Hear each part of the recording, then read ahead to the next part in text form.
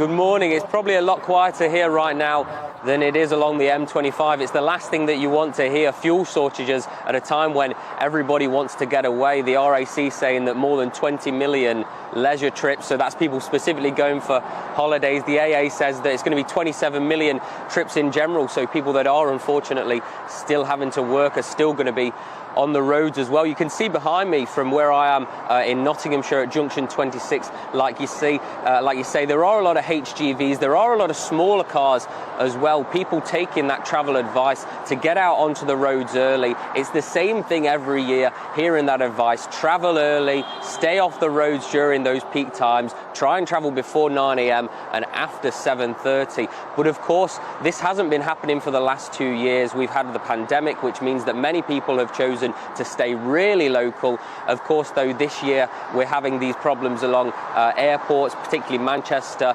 and Birmingham, so some people are going to be getting out on the road to go to those staycations. This way leads towards the north, so if you were from the Midlands and you wanted to try and get to Blackpool for the weekend, you can find yourself in Blackpool just by following that up for around 100 miles or so. There are some problems with the rail network as well. Easter bank holiday is always a time that Network Rail decides that they are going to be doing some of these works that they think that most people won't be travelling on the rail. So there's £83 million worth of rail works going on right now over this weekend, 530 different projects. There's also going to be problems at Euston, that big train station in London, which is going to cause a lot of people problems if they're going down from Manchester to London to the Wembley semi-finals, where Manchester City is going to be playing against Liverpool. We've also got problems with P&O ferries because, of course, a month on, we still don't have a lot of those routes going as they are still waiting on